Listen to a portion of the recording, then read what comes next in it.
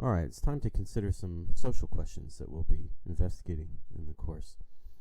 Here's a big one. How fair is society? And within that question, how do we figure out who deserves what in society? Why do people often accept a disadvantageous social system? Why do people lie, cheat, and steal? These are some of the questions that we can take a look at. Continuing on, how do group affiliations affect our decisions? What's the social function of religion? Why do people vote for a particular political party?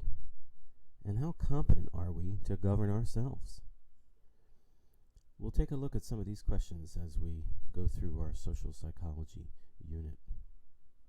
But let's take a look at a snapshot of a society. What you see here is a whole bunch of people lined up, and their relative size is a measure of their income. So we have individuals over here. A few individuals have huge incomes, and a whole lot of individuals have much lower incomes. And so this will be a snapshot of the socioeconomic stratification of society. Well, one very general question you can ask about any society is about justice. Is it a justice society? And for many scholars, justice is something related to this question of how to distribute the benefits and burdens of social living, which includes, what's fair, who is deserving, right? And these are very big questions, and they've been answered in multiple ways by different scholars. When you start thinking about what's fair and who is deserving and so on, and when you're in a democracy where public policy is supposed to reflect the will of the people, you have to consider then how policies are going to be helping some individuals in the society and hurting others, right? So when a policy helps some and hurts others, of course that raises questions of fairness. Is it fair that this group is going to be helped and that group is going to be hurt by any particular policy? And when you're talking about large societies then and discussing the impact of policies, it forces a consideration of group interests. So in a complex society, we have groups like the well-off, we've got poor individuals, we've got white people, we've got non-white people, we've got men, we've got women, we've got all kinds of other groups in societies. And so public policies often help some groups and hurt other groups. And so you get the ongoing debates about what is fair, what is right, what is just. Now, the social world is complex, and there are multiple interpretations about what is fair, what is right, what is just. And so looking out on society is sort of like the perceptual demonstrations of these two figures here. You've probably seen these before. If you take a look at the one on the left here we can either see two faces, right, looking at each other, or a vase, a central vase, right? Now, it's the same visual stimulus hitting your retina, but your mind can flip back and forth between those two perceptions, faces or the vase.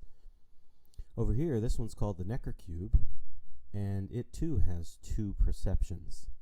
So on the one hand, this face right here can be seen as the front face, right?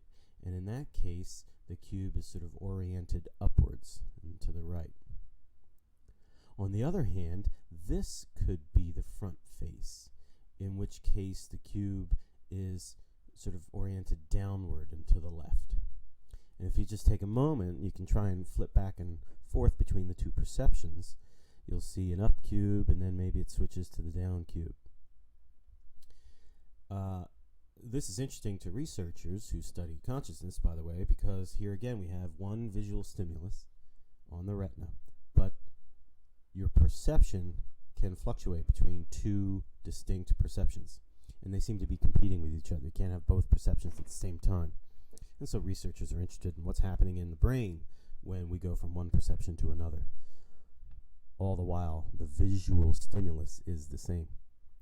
In any event, the point here is that just like in these perceptual examples where there's one stimulus but two perceptions, so too when we look at society, different people will look at the same social reality and make different interpretations of what's going on.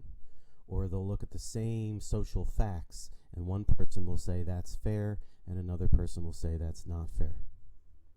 And so it raises the question then, well, how is it that these two perceptions come to be? Why do some people have one perception and other people have a different perception? And in the case of our political situation, here we see two examples of the different perceptions.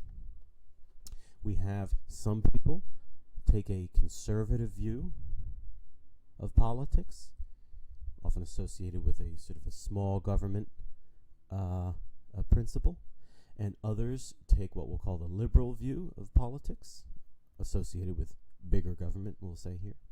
But if we go down the list here, we can see that for each point, the two sides see things differently, right? So for the conservative small government team, for them, self-interest is an important principle in the market system, the free market system, and that the pursuit of self-interest actually promotes the general welfare. Allowing people to freely interact in a market system has all kinds of social benefits. The other team, the liberal team, might say, well, there are significant public goods that are not met by self-interest, free market systems. And so they're going to maybe suggest that the government might need to regulate the market system in certain ways, right? So these two teams will take different views of the free market system. For the conservative team, government is often restricting freedom. For the liberal team, government is often seen as expanding freedom. Two different views. For the conservative team, there tends to be low trust in government. For the liberal team, tends to be more trust in government. Again, seeing two different things in the social reality. For the conservative team, government programs produce an entitlement mentality. For the liberal team, making demands on government is the essence of democracy. So entitlement is not such a bad word, right? Now this is just a short sort of a characterization of these two teams. We'll get into more detail a little later. But it fits this idea that two different groups of people can look at the same thing and see different things. And so that raises the question, well, why do we shake out into different teams? Why are some of us conservatives and some of us liberals?